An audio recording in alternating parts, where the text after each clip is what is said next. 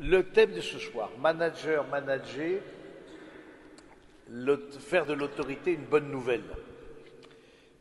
C'est pas si simple parce que la question de l'autorité, être en autorité soi-même, comme un certain nombre vous l'êtes, mais aussi répondre à N+1, N+2 de vos actes dans le cadre de l'entreprise ou de votre vie professionnelle. Tous ne sont pas en entreprise, parce que certains peut-être sont dans les hôpitaux ou dans les écoles ou dans des voilà ou dans l'armée par exemple. Bon, là aussi la question de la hiérarchie est un peu différente, mais elle se pose. C'est un thème qui est donc un thème d'introduction. Pourquoi ce thème-là Peut-être parce qu'on constate que la question de la gouvernance dans le monde du travail est peut-être plus maintenant, on le souligne, une source de souffrance à travers le burn-out, les harcèlements, des pressions, voire des dépressions, de gens qui voilà, sont en souffrance dans le monde du travail. Donc, et peut-être plus votre génération encore, où on sent que l'accueil de l'autorité et vivre l'autorité, c'est quelque chose qui ne vous est pas si simple. Et je vois, moi j'ai 58 ans, donc à peu près grosso modo l'âge de vos parents, et pour nous on ne se posait pas de questions, on s'était dit, voilà c'est l'autorité, on y va. J'ai travaillé pendant 3 ans, j'expliquais aux uns aux autres dans un cabinet d'audit qui s'appelait Arthur Andersen à l'époque, et du coup j'ai travaillé, mais du coup ce monde du travail m'intéresse beaucoup. Parce que c'est un monde très humain, et par définition, ce qui est humain est complexe. Et donc, du coup, voilà, de travailler avec cette patte humaine, c'est quelque chose qui, pour le chrétien en tout cas, qui l'intéresse. Tout ce qui est humain concerne le chrétien, forcément. Hein, parce que nous croyons que pour nous, le Christ, qui a pris la condition qui est Dieu, qui a pris la condition humaine, fait que ça donne à la condition humaine un intérêt, et tout nous intéresse. Comme disciples de Jésus, tout nous intéresse forcément. Et cette question du travail, même si ce n'est pas une question religieuse en tant que telle, mais l'éclairage de l'Évangile, évidemment, va être précieux. Peut-être vous aussi, vous attendez un certain nombre d'éclairages pour mener à bien votre réflexion sur... D'autant plus que je constate que autant les étudiants, la période étudiante, c'est une période d'insouciance où la dimension de vie spirituelle n'est pas tellement présente, voilà, c'est plutôt les fêtes, etc., mais autant je sens qu'avec le monde du travail autour de la trentaine, il y a aussi une reprise de contact ou une prise de contact avec l'Église pour avoir un peu des pistes de réflexion pour la vie personnelle et professionnelle. Parce qu'on sent justement, il y a des choses qui nous posent question, voire avec lesquelles on est en désaccord, des pratiques professionnelles avec lesquelles on est en désaccord.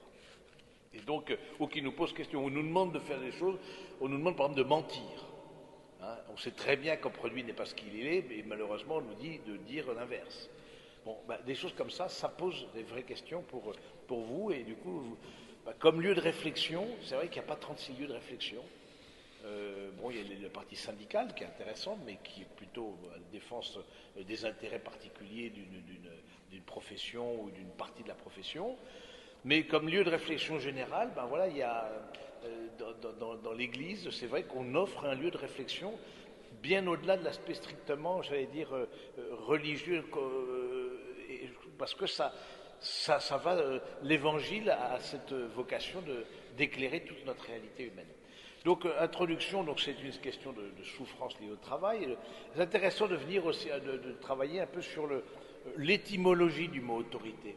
L'étymologie du mot autorité, ça vient de augere en latin, qui veut dire faire grandir.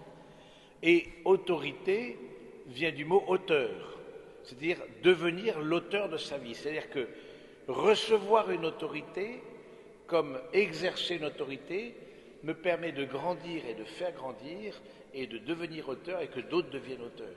C'est vrai dans le monde professionnel, mais aussi c'est vrai dans le monde familial. Hein, parce que la réalité de l'autorité, on pourrait faire le lien justement avec la manière dont on a vécu l'autorité parentale, hein, et la manière dont on vit l'autorité dans l'entreprise.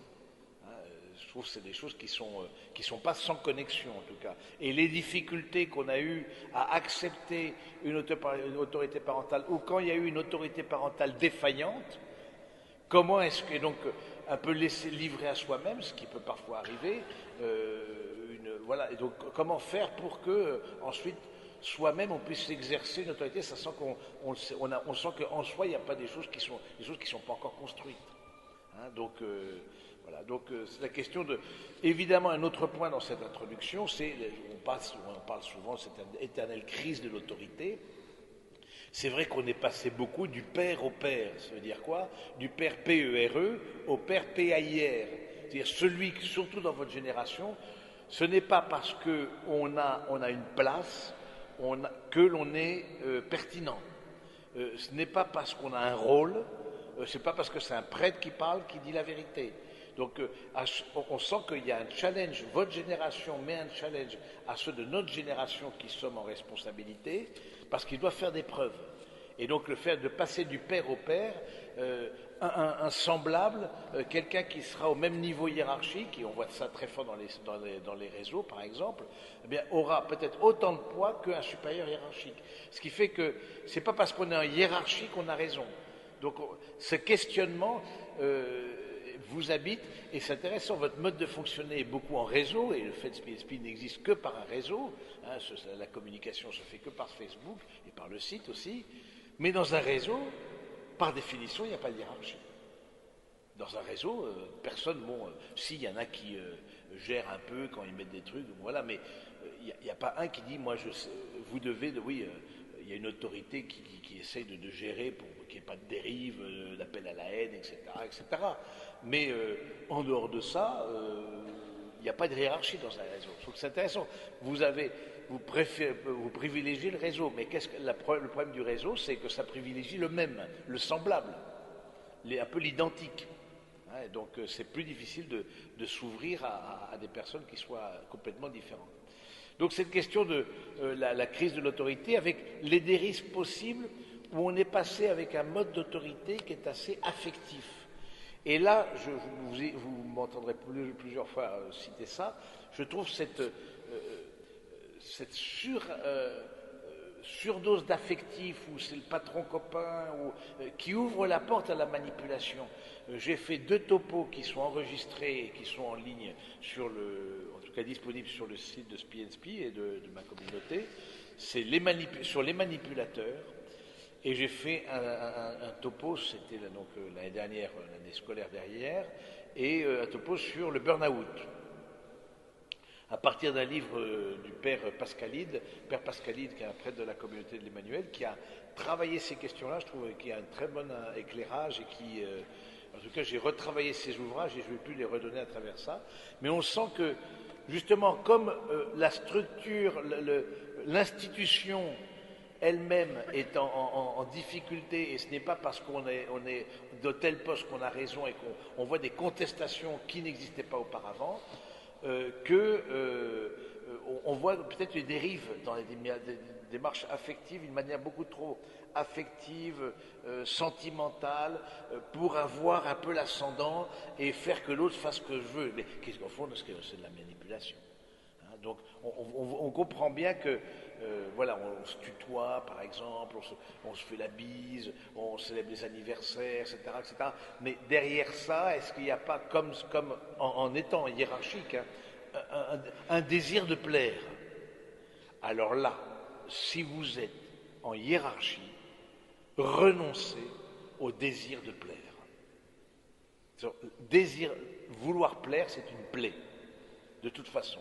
Et donc, du coup, le fait de vouloir gagner l'assentiment des autres, etc., non, c'est pas ça l'autorité. L'autorité, c'est faire grandir et que les autres deviennent auteurs. Donc, ça veut dire à un moment donné qu'il y a des choses qu'on va faire qui ne vont pas plaire et qui vont déplaire, ou qu'on nous fait qui nous déplaisent. Mais bon, voilà, mais si on reconnaît, justement, le côté structurant de l'autorité, c'est que si on reconnaît la compétence et la pertinence de celui qui est en autorité, ce seront des choses qu'on acceptera plus facilement. Si en revanche, on voit que la personne n'est ni compétente ni pertinente, évidemment, on remettra en jeu sa parole. Mais à tel point, on dit une crise de l'autorité, oui, mais dans votre génération, ce que je remarque, c'est que, parce que j'ai beaucoup de contacts donc, à travers SPNSP, mais un groupe que j'ai monté il y a maintenant 4-5 ans à Compiègne, mon ministère de prêtre m'appelle beaucoup à des préparations au mariage, je fais pratiquement que ça. Donc vraiment, mon cœur de cible, je veux dire, mon ministère m'appelle de prêtre en contact avec votre génération, autour de la trentaine, quoi. Et du coup, je vois que contrairement à ma génération, vous êtes beaucoup plus attentif au style de management et que vous êtes prêt à aller dans un travail qui parfois gagne moins, mais parce que vous savez qu'il y a un manager qui vous fera grandir. Et ça, je l'ai vu plusieurs fois, des gens qui sortent des grandes écoles, etc., et qui, déçus de leur management, sont à la recherche de quelqu'un, au contraire, qui les tire vers le haut. Mais ce management à la pression et au stress, on voit bien que ça atteint complètement ses limites. Donc, un autre point de la même introduction, on est toujours dans l'introduction, c'est la particularité de l'autorité dans le monde du travail. Parce que c'est une autorité qui se mélange avec l'argent. Donc on ne peut pas ne pas parler, alors ce n'est pas le thème d'aujourd'hui, peut-être on va quelle est un peu notre vision sur l'argent, parce que c'est une question qui est très importante, mais c'est ça qui vous fait vivre, le travail c'est ça qui vous permet de votre vie au quotidien. Il y a dans toutes vos réalités entrepreneuriales, ou même si vous êtes peut-être moins dans le monde de l'éducation, dans les services publics, mais s'il y a des postes élevés, il y a des dimensions d'argent qui rentrent en ligne de compte de plus en plus. Donc, ce qui fait qu'il y a et pouvoir et argent. Donc, ça fait qu'il y a un mélange des deux qui n'est pas facile, parce qu'on sait qu'il y a des personnes, il y a des familles qui comptent sur ce travail pour vivre. Et donc, se défaire d'une personne quand elle ne fait pas l'affaire, en sachant que peut-être on va la laisser dans une situation difficile avec sa famille, ce n'est pas une question simple. Comme chrétien, comment est-ce qu'on agit? Il m'est arrivé, par exemple, j'ai été en responsabilité à plusieurs égards, j'étais supérieur de ma congrégation pendant 6 ans, et puis j'ai été, depuis maintenant 5 ans, je suis responsable à l'abbaye de la partie cuisine. Il y a deux parties très importantes dans une abbaye, il y a la chapelle et la cuisine. Et aujourd'hui, on ne sait pas vraiment quelle est la plus importante. Donc, parce que bon, mais toujours est-il que, et donc, dans cette partie de cuisine, il y avait un homme que quand je suis arrivé, on m'a demandé de prendre, il faisait pas du tout l'affaire. Voilà, il a fallu s'en séparer. Bon, du coup, comment gérer, en plus comme prêtre. Vous voyez, donc c'est quand même pas simple dans une abbaye, etc. Voilà, comment gérer un licenciement. Voilà, il y a des personnes qui ne sont pas à leur place, c'est tout. Donc, voilà, donc la particularité du travail, c'est qu'il y a ce lien avec l'argent. Donc ça, c'était l'introduction. Première partie, c'est les modes d'exercice du management. Je les rappelle rapidement, mais ça, vous l'avez normalement en tête, ou c'est quelque chose que vous avez peut-être entendu dans vos formations professionnelles ou vos formations de base comme étudiant. On peut reconnaître 4 modes, grosso modo. Un mode qu'on appellera directif, un mode ensuite qu'on appellera explicatif, un mode délégatif et un mode participatif. 4 modes. Rapidement là-dessus, vous aurez, ça ce sera mis aussi sur le site. Le mode directif, il s'intéresse au processus, le processus s'intéresse au résultat. Du coup, il donne des consignes, suit la progression vers des objectifs précis, définit des règles, des directives régulièrement, informe plus qu'il ne communique et prend des décisions seul. Ça a un côté positif, parce qu'il y a des personnes qui aiment être dirigées comme ça. Là aussi, quel est le style de management qui vous convient? Des gens auxquels on dirait, mais écoutez, on vous laisse choisir, faites comme vous, ça les angoisse, ça les stresse. Non, dites-moi, qu'est-ce que vous attendez de moi? Parce que, par exemple, un truc important, la fiche de poste. La fiche de poste, c'est quelque chose qui est très important. Parce que ça vous dit qu'est-ce qu'on attend de vous. L'entretien annuel d'évaluation, c'est quelque chose qui s'est mis en place quand j'ai commencé dans la vie professionnelle, ça n'existait pas. Je ne sais pas quand ça monte, mais c'est quelque chose de très positif. Parce qu'il y a un lieu et un temps, même si c'est annuel, pour dire les choses. Si ça peut être plus qu'annuel, c'est mieux, mais il y a un lieu et un temps pour ça. Et non pas que ça passe par des crispations. Voilà. Donc la question, c'est pas qu'il y a un mode qui soit bon ou l'autre qui soit pas bon. Il y a un mode qui me convient et un mode qui ne me convient pas. C'est tout. Donc évidemment, dans ce mode directif, l'excès, c'est un peu la centralisation et puis le fait de ne pas faire confiance aux collaborateurs. Mode explicatif, deuxième mode, il fait en sorte d'expliquer les décisions dont il garde néanmoins la maîtrise. Il fait en sorte de mobiliser ses collaborateurs, d'écouter leurs avis, suggestions et les encourage à devenir autonomes. Voilà, donc ça, c'est plus pédagogique. Ça dit où on va, mais on dit comment on y va. On explique. Et il y a des collaborateurs à qui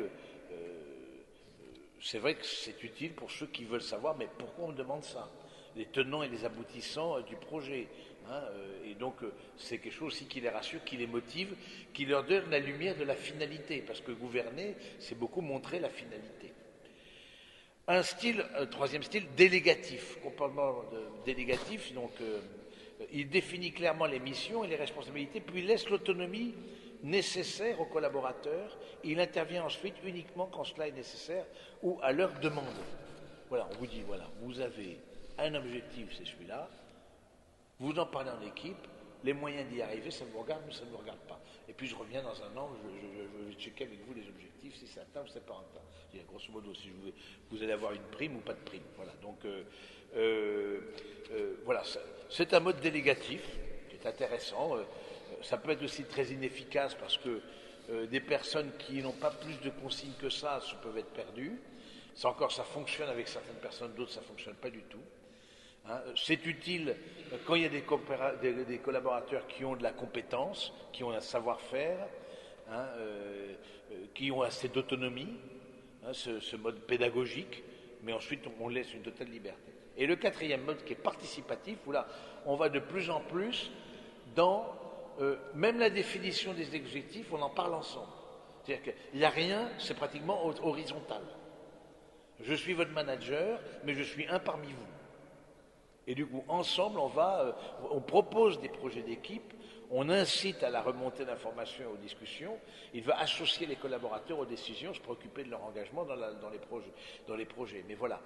Du coup, l'excès de ça, c'est d'être trop à l'écoute, tendance à vouloir éviter le conflit, à devenir paternaliste, à se préoccuper plus de l'ambiance au sein de l'équipe que des résultats à atteindre. Mais c'est utile quand les collaborateurs sont très compétents, ont une grande conscience et sont adaptables. Voilà, ça c'est.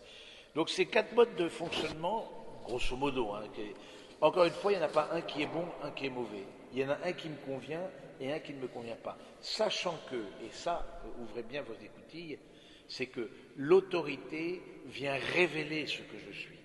Que je sois moi-même en autorité ou que je sois sous l'autorité de quelqu'un, et vous êtes les deux, et on est souvent les deux à la fois, on a à rendre des comptes et on a à donner en même temps des directives, ça manifeste ce que je suis, ça met le projecteur sur soi. Ce qui fait qu'il y a des personnes, c'était le week-end dernier, je donnais des topos aux entrepreneurs et dirigeants chrétiens, par exemple.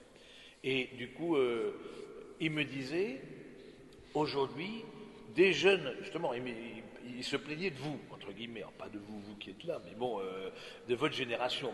Est-ce que les vieux ne sont pas toujours pleins des jeunes? Certainement, et l'inverse aussi. Mais toujours est-il qu'ils disaient, on veut confier des responsabilités, ils disent non. On veut confier des responsabilités, on n'arrive pas à trouver de personnes qui prennent des responsabilités. Pourquoi? Parce que c'est sûr que le fait d'être en responsabilité, ça fait qu'il y a un focus qui est mis sur vous. Le projecteur, moi j'étais supérieur de congrégation, forcément, le projecteur est braqué sur vous avec vos qualités et vos défauts. Tout est visible parce que vous êtes au premier rang, surtout comme supérieur de congrégation. Alors vous êtes au-dessus de vous, il y a quand même, vous n'êtes pas au top, mais du coup, il y a par exemple des personnes qui sont dans une timidité, des personnes qui n'ont pas trop confiance en elles-mêmes, etc. La question de la responsabilité, ça va être anxiogène.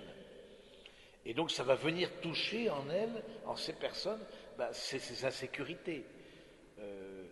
Des personnes qui sont, au contraire, des personnes qui sont dans un don, dans une attention, dans une empathie, dans une pédagogie, et qui prennent sur eux les reproches du N+1 et qui disent pas, ben non, c'est mon N-2 qui a complètement foiré le truc, il faut m'en séparer, etc. Bon, des personnes qui eux-mêmes assument la responsabilité avec les difficultés, c'est les personnes vers qui on veut aller aussi. Donc je trouve ça intéressant, ça dit quelque chose de vous, et en même temps que je vous parle, c'est bien que vous voyez un peu dans votre manière de vivre manager ou manager, ou les deux, comment ça vient toucher en vous quelque chose, comment ça vient toucher il y en a qui sont en grande quête de reconnaissance. On sent ça. Il y a beaucoup, parmi les langages de l'amour, hein, vous connaissez le livre de Gary Chapman, les langages de l'amour, moi qui est plus destiné au couple, etc. Mais c'est-à-dire ça peut s'appliquer aussi au monde de l'entreprise. Les paroles valorisantes.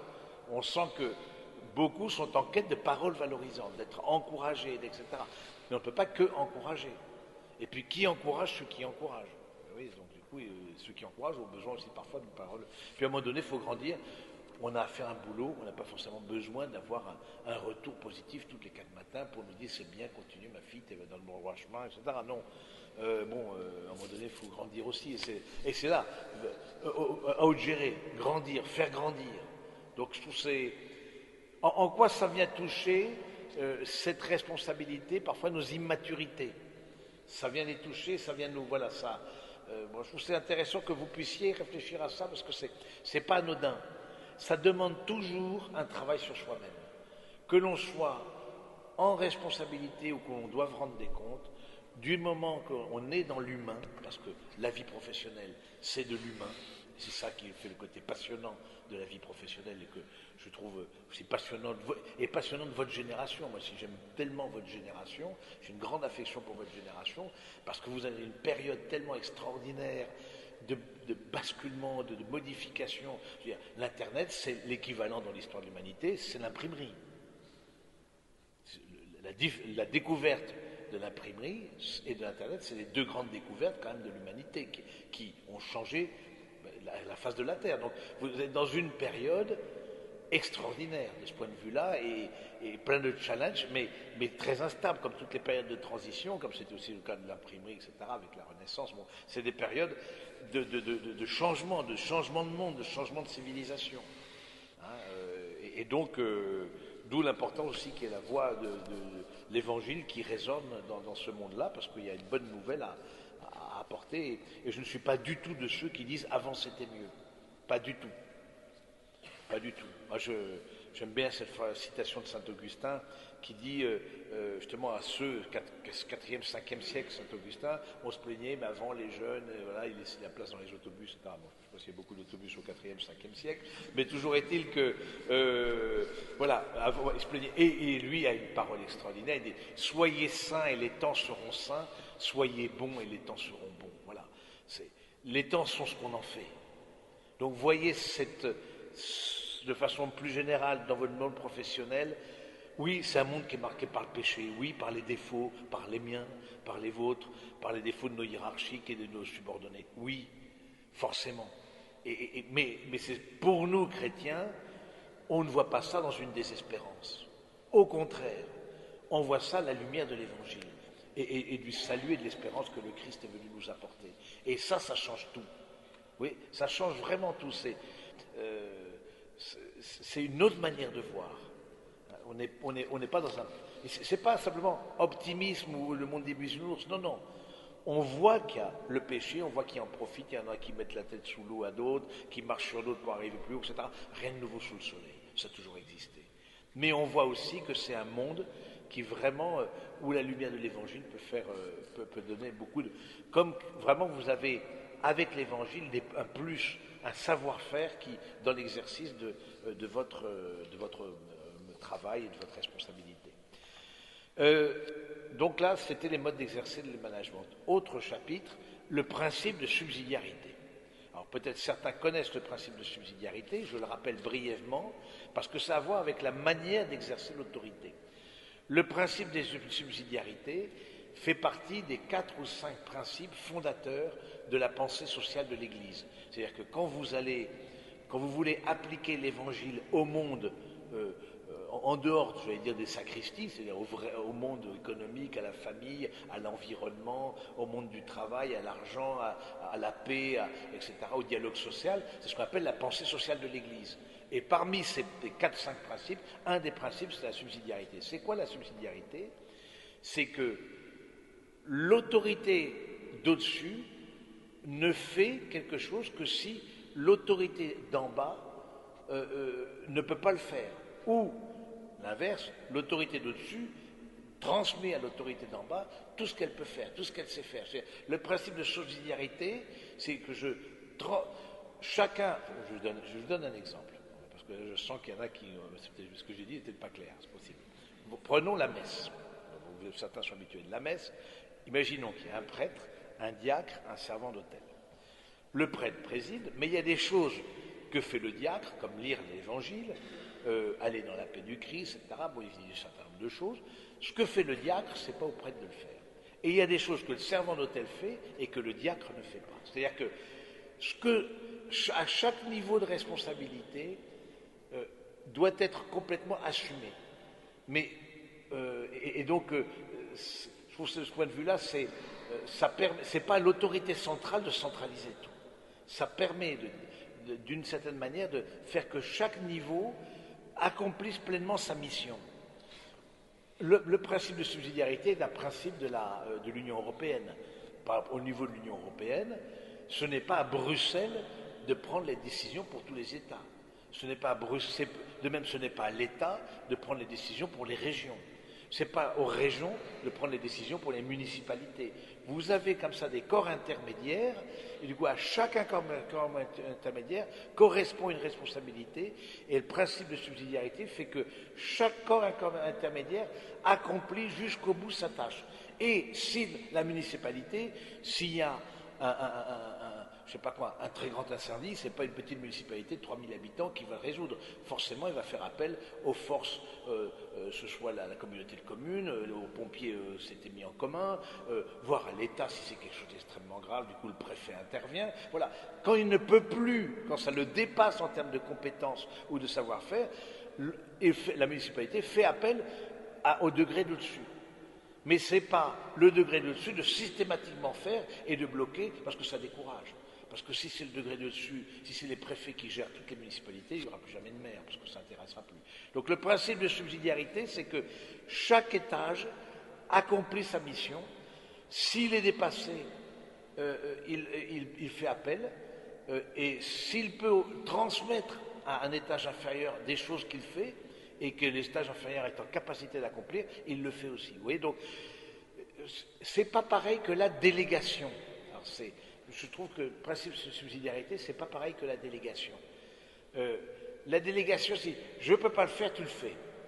Le principe de subsidiarité, c'est l'inverse. Tout ce que tu peux le faire, tu le fais. Et ce que tu peux pas le faire, c'est moi qui le fais. Vous voyez la différence? La délégation, je n'ai pas le temps de le faire, c'est toi qui le fais. La subsidiarité, tout ce que tu peux faire, tu le fais, et si tu ne peux pas le faire, tu me le passes. Vous voyez, je rappelle la subsidiarité ascendante, ou la subsidiarité descendante aussi, ce que voilà, je transmets à d'autres qui sont en compétence, voilà. Mais ce n'est pas juste l'autre est là pour boucher un trou parce que je n'ai pas le temps. C'est pas ça le principe. Ça part, je trouve que c'est très respectueux des personnes et singulièrement des personnes les plus pauvres. Le principe de subsidiarité, c'est chacun va jusqu'au bout de sa compétence. Chacun va accomplir. Je vous donne un exemple en communauté. On avait un père qui était mon maître des novices, un saint homme de Dieu qui est maintenant auprès du Seigneur, mais qui était mort assez âgé, etc., et qui nous aidait à la vaisselle en communauté. Et du coup, certains frères plus zélés qu'éclairés, il en existe, disaient non, père, écoutez, allez vous reposer après le repas, il nous aidait à nettoyer, à sécher les assiettes. On fait la vaisselle et il pouvait au moins sécher les assiettes. Mais vous voyez, la subsidiarité, c'est pas de lui enlever le torchon, allez vous reposer, non. La subsidiarité, c'est vous pouvez, ça va, vous êtes en forme, c'est bon pour essuyer les assiettes. Quand vous pourrez plus tenir les assiettes parce que vos mains, avec l'arthrite, seront déformées, etc., ben on verra qu'est-ce que vous pouvez faire encore. Mais vous voyez, c'est un manque de subsidiarité que de dire, mais non, laissez père, allez vous reposer, c'est moi qui vais essuyer les assiettes. On sait, oui, c'est sûr, t'as 30 ans, c'est bien que tu sais bien essuyer les assiettes, bon, c'est bon. Mais on entend peut-être quelque chose d'autre de toi. Du coup, je me dis, si tu ne respectes pas ce que le père âgé peut faire qui fait qu'il ne se sente pas un poids pour la communauté. Et c'est pareil pour vos grands-parents, etc. Bon, et c'est pas. Qu'est-ce que l'autre petitement peut faire? Ensuite, porter la pile d'assiettes, là, il ne pourra pas faire. Ben voilà, il passera un frère plus jeune. Ben, ouais, c'est ça la subsidiarité. Mais je trouve que ça respecte la personne, dans les personnes plus fragiles qui peuvent peut-être pas beaucoup donner, et on est dans des sociétés très complexes aussi, très organisées quand même. Voilà, où quand on n'a pas de diplôme, quand on n'a pas de formation, quand on n'a pas, c'est galère quand même de s'y retrouver, parce que c'est maintenant tout est par Internet, quand on est une personne âgée, qu'on n'est pas digital native, etc. Bon, comment faire? Ben, justement, c'est tout ce que l'autre peut faire, de le laisser faire, même si ça peut être plus vite fait par quelqu'un d'autre. Vous voyez, moi j'aime bien cette phrase qui est extraordinaire de Chiara Lubick. Chiara Lubick, c'est une fondatrice d'un mouvement dans l'Église qui s'appelle les Focolari, qui est un mouvement italien. Elle disait, mieux vaut faire imparfaitement à deux que parfaitement seul. Mieux vaut faire imparfaitement à deux que parfaitement seul. C'est-à-dire, peut-être, et c'est tout le rôle de la pédagogie, peut-être certains d'entre vous sont parents ou le deviendront si c'est leur vocation, forcément, faire la cuisine avec les enfants, c'est la galère. Forcément. Mais si seul, tu vas y arriver beaucoup plus facilement, c'est évident. Mais si tu n'arrives si tu ne laisses pas l'enfant aider, et puis on sait bien dans la cuisine, il y a tout un aspect affectif, de confiance, de tendresse, voilà, on goûte dans les plats, etc. Bon, moi je me rappelle petit, avec ma grand-mère, on faisait la cuisine ensemble, mais tout ça c'est des souvenirs incroyables. Mais parce qu'elle me laissait faire. Hein, voilà, mais du coup, je pense que et c'est toute la place aussi des personnes qui, c'est ça, tout le monde n'est pas universitaire dans un pays. Il n'a pas vocation à l'être. Tout le monde n'est pas bac+5, grandes écoles, etc. Il faut être médecin et compagnie, il faut aussi arrêter. Il y a des personnes qui justement, est-ce que je suis prêt, par exemple, je voyais là aujourd'hui, à donner plus de place à des personnes handicapées à l'intérieur du monde du travail? Est-ce que c'est quelque chose qui habite aussi, de dire, il y a des personnes handicapées qui sont tout à fait formées, simplement il y a peut-être des hospitalisations, il y a peut-être des traitements qui vont être absents, il y a peut-être, voilà, mais aussi il y a des aides, etc. Mais il y en a clairement, ils préfèrent payer parce que s'il n'y a pas le quota de personnes handicapées, à partir d'un certain nombre de salariés, tu payes une amende. Ils préfèrent payer l'amende plutôt que d'avoir des personnes handicapées. Vous voyez, donc, la question de la subsidiarité, c'est de dire, de faire que chacun puisse donner tout ce qu'il peut, là où il ne peut plus, il passe au-dessus. Mais au moins, du coup, ça passe par une logique de don. Voilà, donc je trouve que c'est intéressant, c'est une manière de voir, s'instaure la confiance, c'est un mode vraiment très important de gouvernance, hein, la subsidiarité. Hein, et non pas que ce soit tout au niveau en haut, les décisions sont prises, et puis voilà, et on ne consulte rien de ce qui peut, en termes d'étapes intermédiaires pour la réalisation de cette décision, par exemple. Donc du coup, c'est le respect du travail de chacun, en particulier du plus faible, une solidarité entre les niveaux de décision. Et ça, parfois ça manque. La solidarité entre les niveaux de décision. Ça, c'est important. De dire que dans une entreprise, justement, est-ce que celui qui a responsabilité assumera aussi les imperfections et les loupés de ceux qui sont en dessous? Ou au contraire, rejettera la faute. On voit beaucoup de gens comme ça qui manipulent et qui divisent, mais non, c'est un tel. Alors, parfois, il y a des gens qui sont pas en place, mais ce n'est pas toujours le cas, mais parfois aussi, il y a des loupés. Est-ce que je laisse la place dans l'entreprise à l'imperfection? Est-ce que je laisse la place dans l'entreprise à un certain, oui, est-ce que je laisse la place à l'erreur? Parce que qui dit nature humaine dit forcément une place à l'erreur. C'est évident. Et puis, même ceux qui sont au-dessus, qui veulent se montrer impeccables, forcément, ils commettent des erreurs. Simplement, ils se portent plus, et puis tu peux rien dire, ils sont au-dessus. Mais si, moi je trouve, vous voyez, alors je ne sais pas comment vous vivez ça, j'aimerais avoir votre tour après, mais si un hiérarchique vient et dit, mais non, là, je me suis trompé, je me suis planté dans telle décision, etc. Moi, je trouve qu'il gagne en autorité. Personnellement, je trouve qu'il ne perd pas d'autorité, il gagne en autorité. Et le fait de gagner en autorité, ça fait que, je trouve, voilà, il est capable aussi de se remettre en question. Il est capable de se remettre en cause. Et je trouve que ça, c'est quelque chose qui est assez beau, en tout cas, dans notre... quand c'est possible. Mais parfois, il y a des lieux où ce n'est pas possible. Autre point, dans un autre chapitre, donc après le principe de subsidiarité, mais qui est vraiment important comme mode de fonctionner général du management. Ça doit être marqué, je ne sais pas si dans vos entreprises, il y a des chartes, etc. Demandez à ce que soit marqué la subsidiarité, qui n'est pas quelque chose de religieux. C'est vrai que l'Église, ça fait partie des principes sociaux, mais encore une fois, c'est dans la Constitution européenne, donc ce n'est pas quelque chose de religieux. Donc, mais la subsidiarité, elle est très importante, hein, et il faut qu'elle soit expliquée. Autre point, comment détecter et contrecarrer des abus d'autorité dans le travail. Il y a des manques parfois, on va parler de la partie plus négative de l'exercice de l'autorité, des manques de clarté par exemple dans les définitions de poste, dans l'organigramme, l'absence de limite.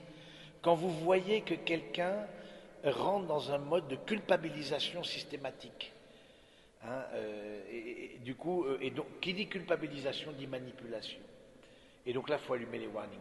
Vous n'avez pas à vous laisser manipuler. Je pense que accepter aussi comme manager et comme manager à dire non à un certain nombre de pratiques. Hein, de manque de distance, qui pour moi qui est pas bon. Une manque de distance entre manager et manager. Une trop grande proximité qui se veut affectif, avec trop affectif, j'en ai parlé, pour gagner l'amitié, pour faire comme si on était copains. Non, on n'est pas copains. Hein, jouer avec les affects, mélanger les genres. Hein, voilà, donc avoir des abus de pouvoir, diviser pour régner, tout ça c'est des manières de détecter, hein, de détecter les mauvaises pratiques du management. Hein, et quand vous voyez quelqu'un arriver dans une entreprise où ça se passait bien et que progressivement vous sentez qu'il y a des divisions qui s'instaurent, posez-vous la question si cette personne-là n'est pas en train justement dans une manipulation et dans une attitude un peu perverse, de vouloir opposer les uns contre les autres pour pouvoir, lui, monter au-dessus. Donc ça c'est quelque chose. Maintenant, comment contrecarrer vous contrecarrez ça en étant des bons professionnels. Moi, je vous encourage à être les meilleurs dans votre profession. Si votre profession, c'est assistante sociale, soyez quelqu'un de compétent dans votre profession. Si votre profession, c'est être boulanger, faites du bon pain. Si votre profession, c'est être commercial, vendez bien, etc. Donc, soyez des bons. Quand on est un bon professionnel, on vous écoute. Un mauvais professionnel, on ne l'écoutera pas. Et ça, je crois que de ce côté-là, c'est quelque chose qu'il faut que vous soyez bien en capacité. Soyez vraiment bons dans votre métier. Parce que celui qui est bon, il peut parler.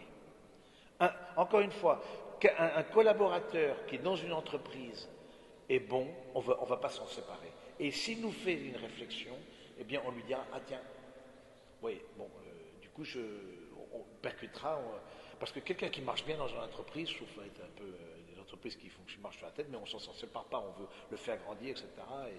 Et voilà, et moi je vois un peu ceux qui travaillent les laïcs qui sont salariés de la communauté, voilà, il y a des gens qui sont tout à fait compétents, et ben, du coup on a de cesse de les garder, et puis du coup de les augmenter, et puis de les former, parce que voilà, mais être un bon professionnel, donc aussi d'écouter. Une manière de démasquer les dysfonctionnements dans la manière d'exercer l'autorité en entreprise, c'est d'objectiver vos remarques, c'est-à-dire vraiment soyez factuel, soyez pas simplement dans le ressenti. Hein, si vous sentez, il s'est passé telle chose, etc. Évitez la communication écrite, un conseil, parce que comme les mails, ça circule. Et donc ça peut aussi bien se retourner contre vous. Quand vous voyez quelque chose qui ne va pas, soyez droit dans vos bottes et écoutez, ce mode, moi je ne... Tiens, il y a un monsieur que j'accompagne spirituellement, mais qui a une cinquantaine d'années, etc., qui était dans le commercial et le commerce international. Et il a affaire avec un douanier qui lui propose une malversation. Et il en disant, moi j'ai pas froid aux yeux, etc. Voilà, bon. Et lui dit, moi si j'ai froid aux yeux. Il dit non. Il dit non, et le fait de dire non à cette manière-là fait que ça a entraîné pour l'entreprise des difficultés pour l'exportation des produits. Mais il a expliqué ensuite pourquoi il y a eu à sa hiérarchie, pourquoi il y a eu ces difficultés.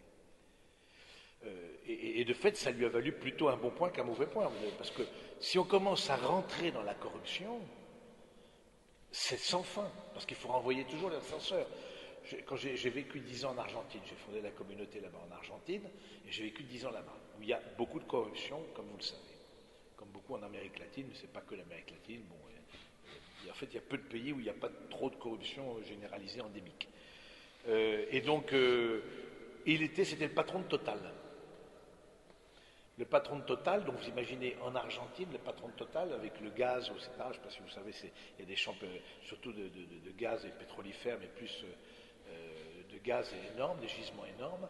Donc Total en Argentine, c'est un des interlocuteurs du président de la République, c'est très clairement. Et ça fonctionnait au pot de vin. Les contrats étaient renouvelés, mais il fallait graisser la patte de qui allait bien. Il a dit non. Il a dit voilà, maintenant, je suis patron de Total, je dis non à cette pratique.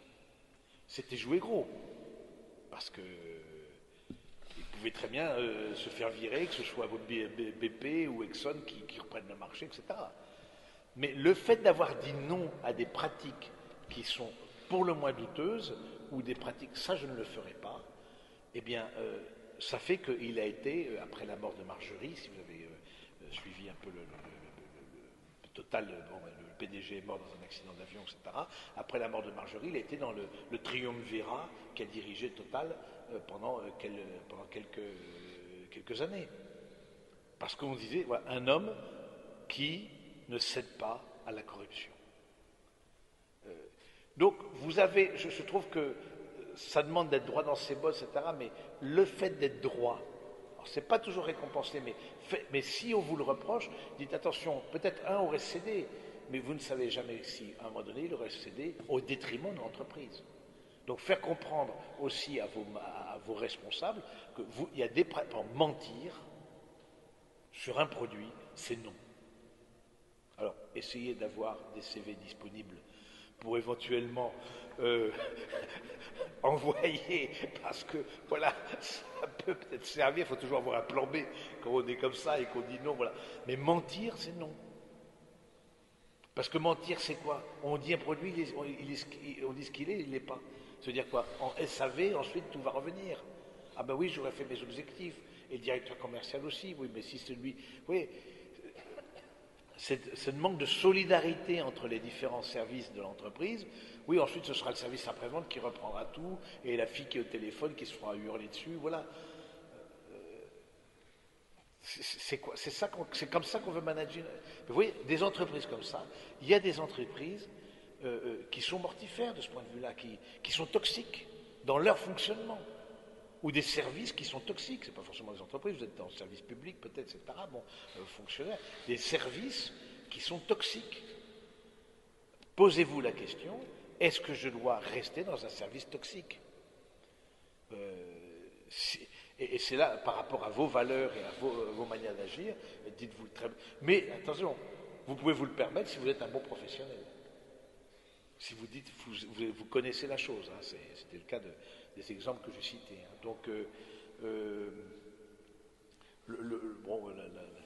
ayez une progressivité dans la confiance, etc., une bonne confiance en... C'est vrai qu'une bonne confiance en soi, ça aide. Faites bien la différence entre confiance en soi et orgueil, c'est pas pareil. La confiance en soi, et ça s'acquiert progressivement, et je sais ce dont je suis capable, je connais mes limites aussi. Hein. Donc c'est vrai que ça aide aussi. Hein. Dire des choses, ne pas se laisser humilier, il y a des choses, vous n'avez pas à vous laisser engueuler, traiter comme du poisson pourri, insulter, tout ça, ça existe dans le monde professionnel. Bon, ça fait partie. Il y a des choses qu'on n'a pas à accepter. Et il faut tenir tête. Parce que la personne humaine a une dignité, elle n'a pas à se laisser hurler dessus et insulter. Et surtout, c'est des gens qui n'ont pas forcément beaucoup de répondants. Voilà, c'est sûr que la mère célibataire qui a ses 2 enfants et qui est caissière, voilà, elle n'a pas peut-être 40 possibilités pour vivre. Ah oui, hurler dessus, c'est super le courage. Donc du coup, voilà. Donc du coup, voilà, ça c'est un peu contrecarrer les choses, etc.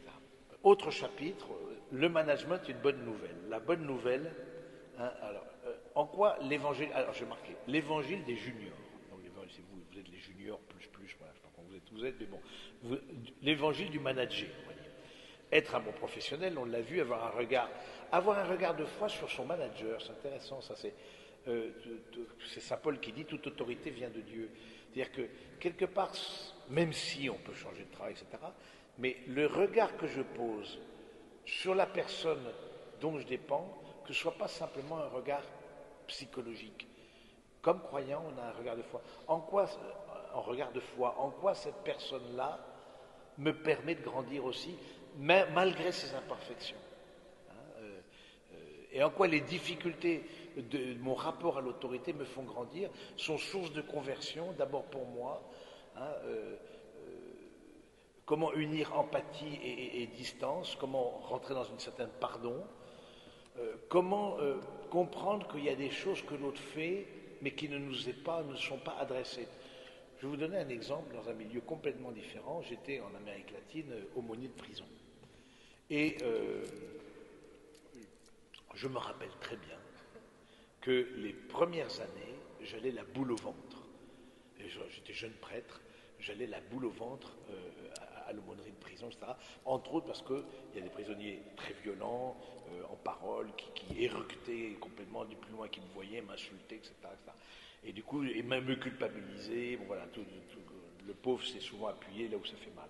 Et donc, c'était jusqu'au jour où j'ai compris, et là c'était un grand déclic dans ma vie, en fait, ce qu'il dit, c'est pas pour moi.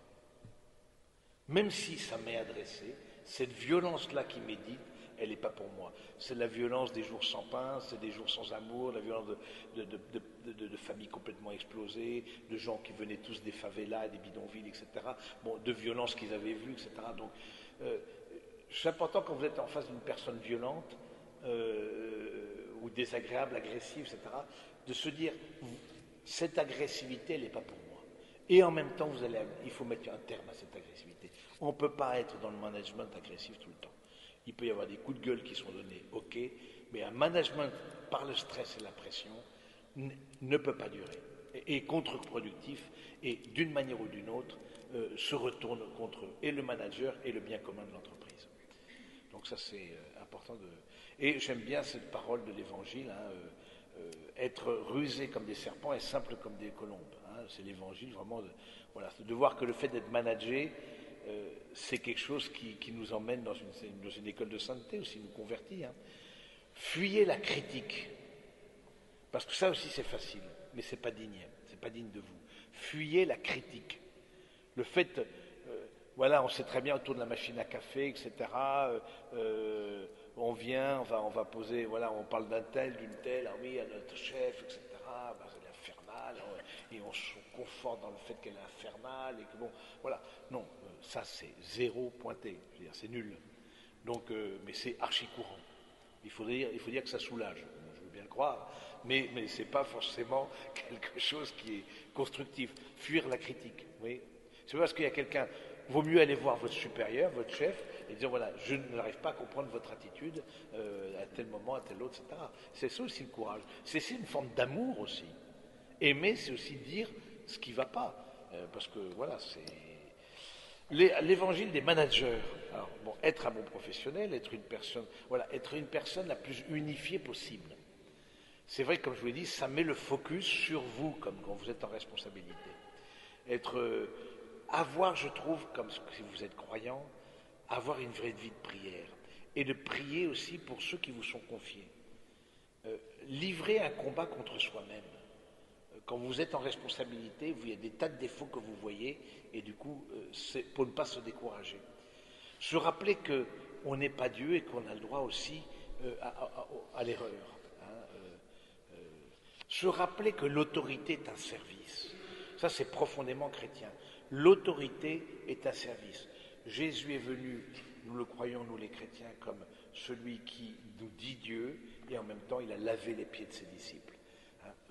Il s'est fait le serviteur. Je ne suis pas venu pour être servi, mais pour servir. Être en autorité, c'est être serviteur. Et vous vous rappelez le passage de la scène, quand Jésus, donc juste avant la Passion, Jésus se fait lave les pieds des...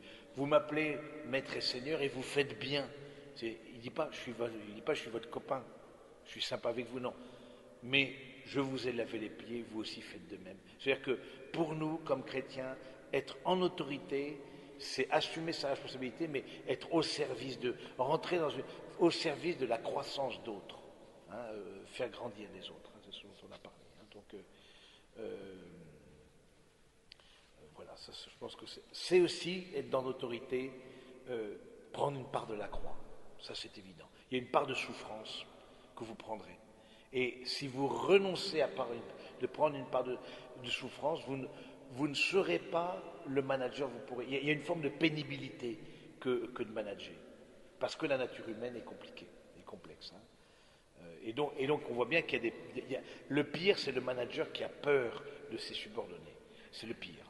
C'est celui qui n'a pas zéro confiance en lui, du coup il est psychorigide, il se visse comme ça, il se bloque sur lui-même, et du coup, voilà, et ça je pense que c'est quelque chose qui n'aide pas. Donc, et aimer les personnes dont vous avez la charge. Si vous êtes... Et pour terminer, je trouve que c'est important de plaidoyer pour la belle ambition. Moi je vous encourage à avoir de l'ambition. Parce que c'est vrai, dans le monde catho, je trouve qu'on se fait des nœuds au cerveau et on pense que l'ambition, oui, mais non, c'est pas bien. Je sens qu'il y a un petit peu ça. L'ambition, c'est pas, au contraire, on a appelé à l'humilité comme la Vierge Marie, etc. Bon, donc elle a dit oui, ou voilà, du coup, est-ce que non, elle n'a pas que dit oui, d'avoir dit oui aussi, mais bon, c'est un autre cas. Elle est hors management, je veux dire, la Vierge Marie est hors management. Donc du coup, le fait d'avoir de l'ambition. De l'ambition, parce que plus j'ai une responsabilité, plus je peux faire du bien. Plus je peux faire de mal aussi, mais plus je peux faire de bien. Et si vous avez reçu beaucoup, comme c'est le cas que vous qui êtes ici, vous avez reçu beaucoup, vous pouvez faire aussi beaucoup de bien. Et il y a une forme d'égoïsme à ne pas accepter qu'on vous la propose ou à ne pas désirer un certain nombre de responsabilités dans vos services, dans vos entreprises, là où vous êtes, voilà. C'est la parabole des talents. Évidemment, c'est la parabole des talents. Donc, écoutez vos grands désirs. Écoutez, voilà, c'est la magnanimité, avoir une grande âme, une âme magnanime, avoir une âme grande, avoir des grands désirs. Et saint Thomas d'Aquin relie ça avec l'humilité. Être humble, c'est aussi écouter, c'est le désir de vrai, de bien, de beau qui existait en nous, viser l'excellence par amour. Vraiment, il y a tant de bien à faire. Jusqu'au niveau où je peux, hein, la subsidiarité, mais que j'aille vraiment tout au niveau où je peux.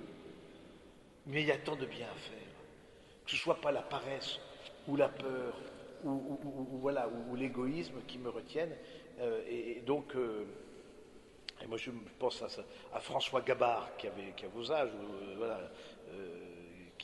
François Gabard qui est le vainqueur du Vendée Globe 2013, qui disait je ne pensais pas avoir cette énergie en moi, je ne ferais jamais le Vendée Globe si je n'avais pas la foi.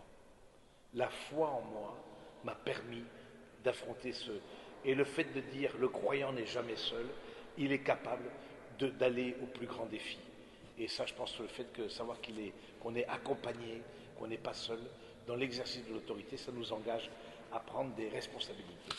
Voilà un petit peu ce que je voulais vous dire ce soir. Est-ce que vous avez des questions c'est forcément limité, mais sur cet aspect-là des choses, que ça puisse soulever en vous des réflexions ou des compléments ou des désaccords, etc. Oui.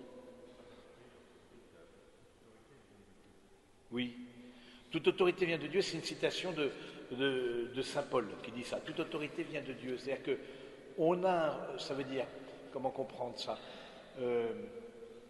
par exemple, au début du christianisme, face aux empereurs romains, païens, persécuteurs des chrétiens, saint Paul il dit ça. Il dit toute autorité vient de Dieu. Cette personne-là, elle est à cette place-là, mais quelque part j'ai un regard de foi, je dis, pourquoi ce tyran-là?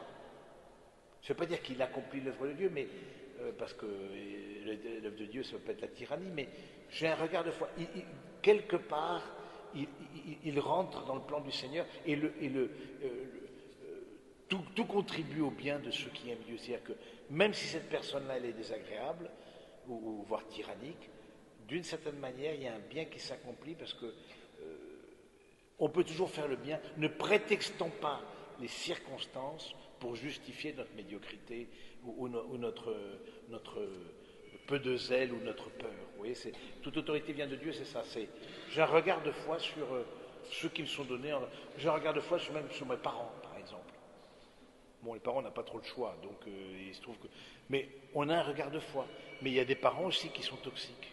Il y a des parents qui n'ont pas... Voilà, donc... Mais on n'a qu'une famille.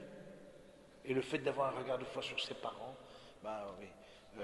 Du coup, voilà, c'est quelque chose qui... D'autres questions? Oui?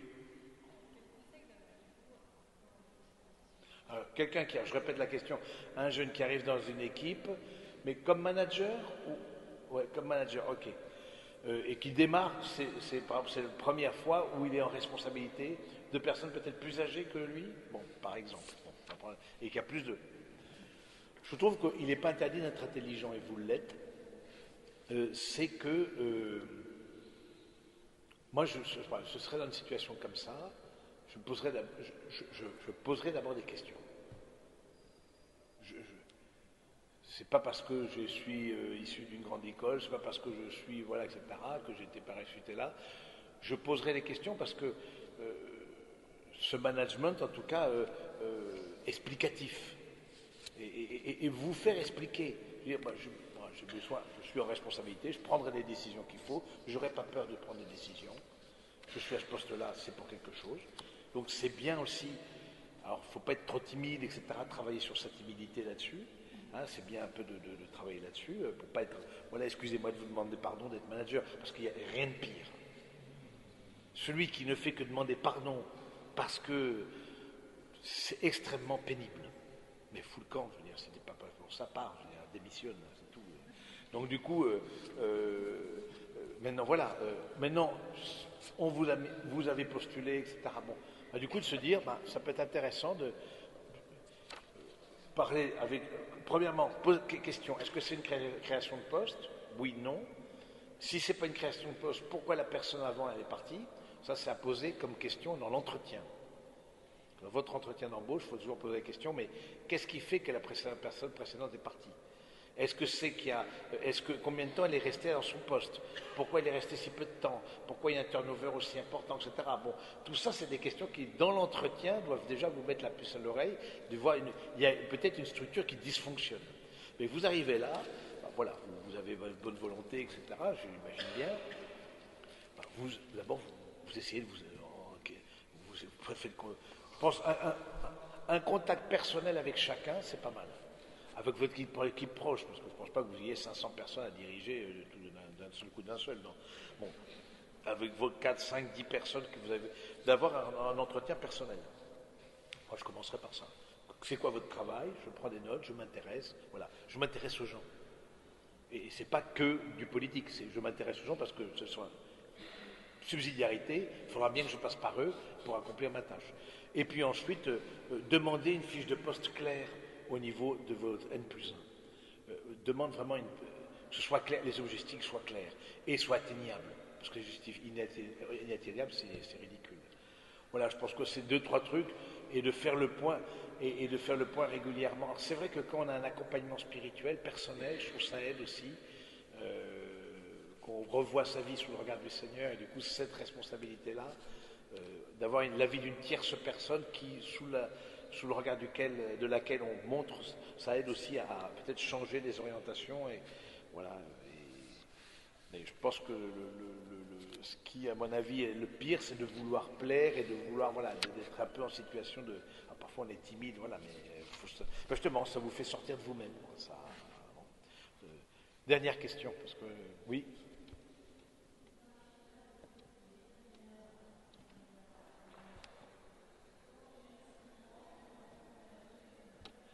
Quand l'autre ne me correspond pas, il faut se poser les bonnes questions.